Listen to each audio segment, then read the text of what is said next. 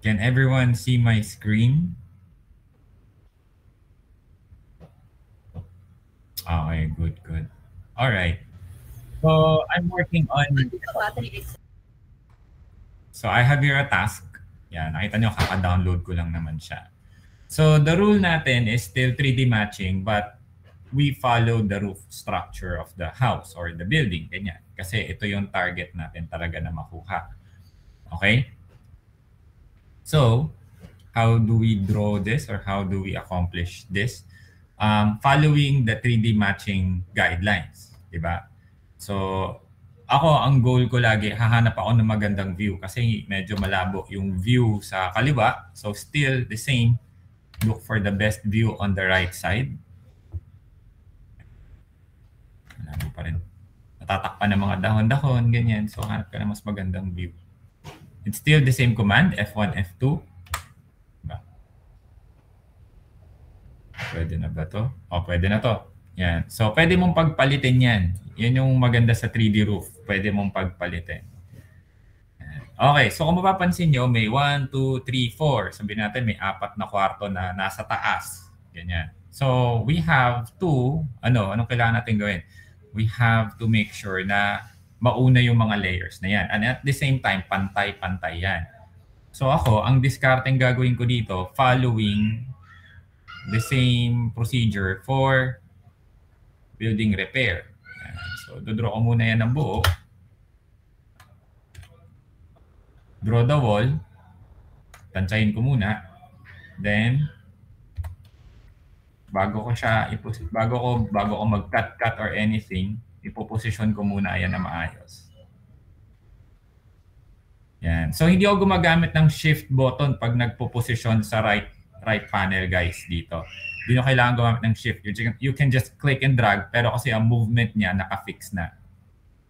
So, kahit tignan mo yan sa ibang panel, pare-pareho na yan. Yan. Naka-fix na siya. Klaro? So, kung gusto mo mag-adjust ng konti, adjust mo, baba mo, ganyan. Pero kung ako tatanungin, parang medyo okay naman na. Yan. Clear, guys? Nasusundan pa ba? Yes, sir. Natin sa ibang panel. Yun, medyo tumutugma naman siya. So, kung gusto mag-adjust, konti-konti lang naman. Kailangan malalaki, hindi kailangan drastic. Yan. Okay. So, if you think you're in the good position na yung bubong na drawing mo, you can already cut kasi putol yan. Ito yung nasa gitna. So, use the F tool. Yan. So, mga drawing techniques, guys. Yan. Ito. Use F ulit. So, bakit F ang ginagamit ko? Para straight pa rin siya. Diba? The same.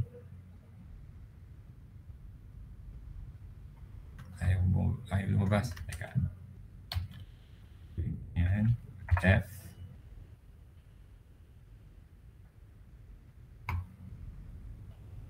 Yan. E.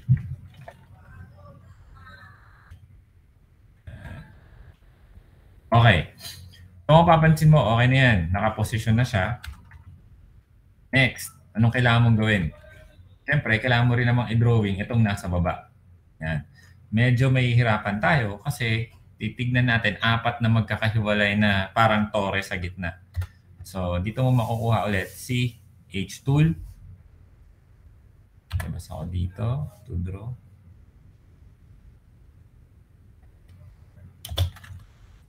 Okay. So, hindi ko muna yan nag-adjust. Hindi mo rin ito ma-adjust, guys, nga pala. Kasi at the same time, nandun siya.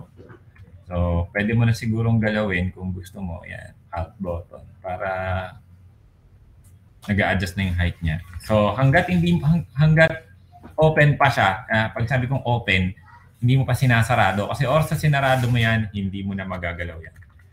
So, ngayon, dito ako magsisimula ng H tool. F. Pasok. H. Kukunin ko tong corner na to. Doon. F. Pantay ko siya doon. Huwag niyong kalimutang emerge. Yan. So, papansin nyo, pumapantay na siya paunti-unti. So, H tool ulit. F.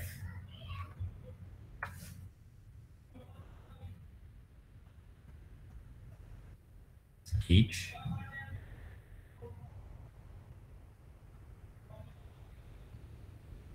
Close. So, may mali ako. Sorry. H tool. F. So, medyo tawag doon. Kailangan mo siyang unti-untiin talaga. Ay, hindi sumara yung butas. Masok. H ulit. Sorry. Kung isa. H tool.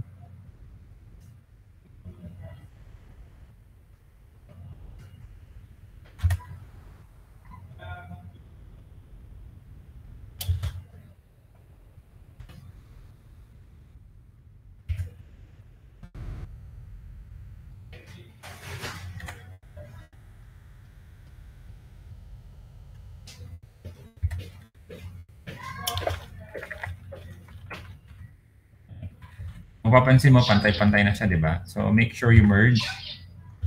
So, mabuti na yung nauna na yung medyo complicated para pagdating nyo sa mga madadaling task, madali na nang gawin. Diba?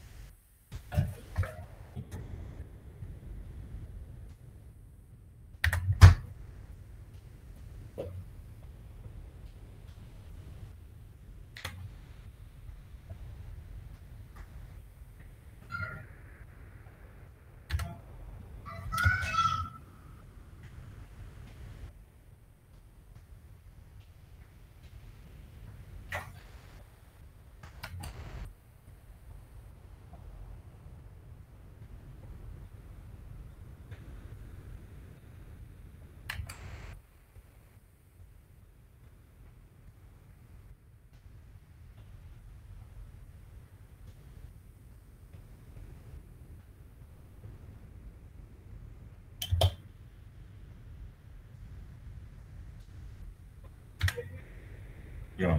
Okay. So, kung papansin nyo, ito na siguro to, straight naman siya. Okay. So, nabuo na natin yung layers. So, medyo okay na siya. Diba? Pero hindi pa yan natatapos yan. Kasi kaya nga the name of the project is 3D roof dahil kailangan mong kunin yung bubong. Okay. So, ang diskarte ko dito, since pantay lang naman tong dalawang to, draw your assist line using 9. Okay? Yung number 9. So, ito, nandito siya sa gitna. Yan. So, ang maganda rito kasi triangle to on one side, medyo parang may gitna siya. So, para sa ganitong style ng bubong, ganito ko siya ginagawa. Tignan nyo itong color green na to, i-adjust ko dun sa height. Ayun, no? Ito yung height ng bubong. Ayan. Ito yung patusok. Diba? So, dadaling ko siya dun. Doon, use S. Make sure you snap sa point. Ito, yung point na yan. Then close. So, ito. Diyan ulit. Ayan. Ito na lang pala. So, ito, tatansyahin ko na to kasi parang medyo pahaba lang naman yan. Pero sa mga single roof na ganito, guys, madali to.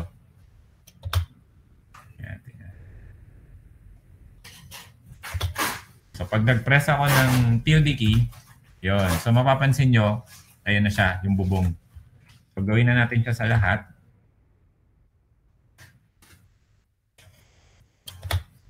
Make sure tama yung angle, So, ako, ginagawa ko, tinatansya ko siya ng pinakamalapit doon sa angulo ng bubong.